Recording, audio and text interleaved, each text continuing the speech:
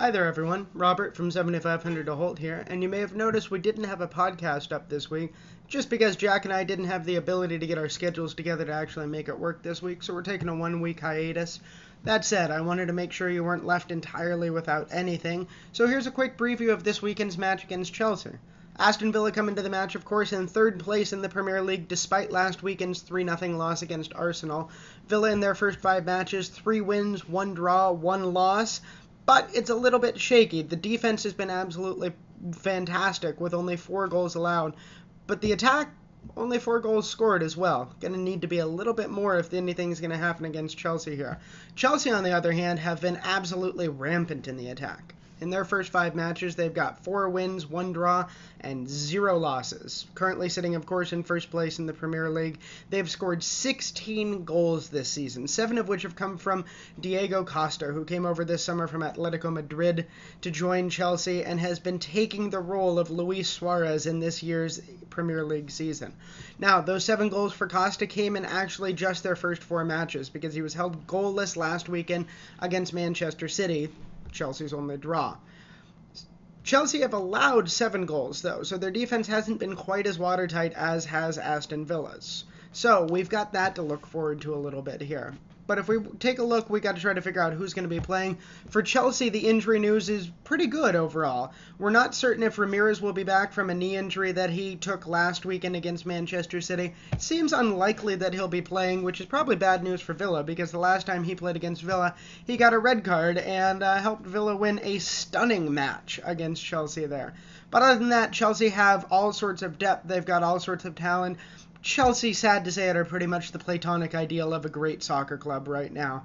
They've got the depth, they've got the talent, they've got the ability to score, they've got the ability to defend, and the fact that they're doing it while engaged in numerous competitions, Champions League, Premier League, Capital One Cup, is just showing what a fantastically built squad they are. Aston Villa, on the other hand, have a lot of injury issues coming into this week, and of course there was the bug that affected the club last weekend. We saw Nathan Baker out, Darren Bent out, Ashley Westwood done, Andy Vyman only got a half in before the bug hurt him, and apparently Brad Guzan and Fabian Delph, amongst others, also had it. The good news from Paul Lambert this week is that bug is totally out of the system, and everyone who had that seems to be fine. Doesn't mean Villa are at 100% though. Of course they'll be without Christian Benteke, who won't be coming back quite yet. May be back in time for the Manchester City match, but not this weekend.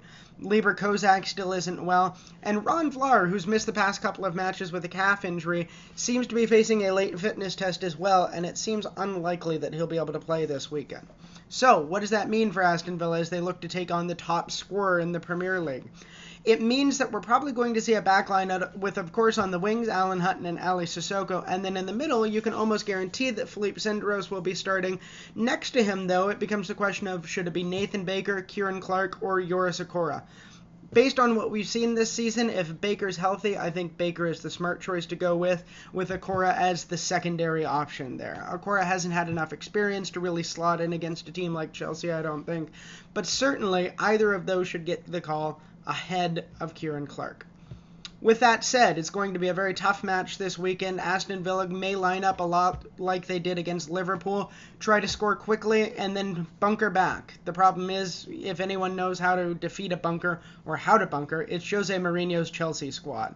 So it's going to be a really tough match, and despite the fact that I do think Aston Villa's defense is fantastic, and I do think they're better than what we saw last weekend, given the way Chelsea's attack works, I imagine that they're going to come out on top on this one.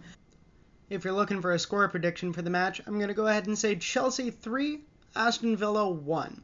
So, thanks for watching, and make sure to join us this weekend on our open match thread. We'll have a preview of the match coming up, we'll have the open match thread, and then of course we'll have instant reaction and a place where you can vote for your man of the match.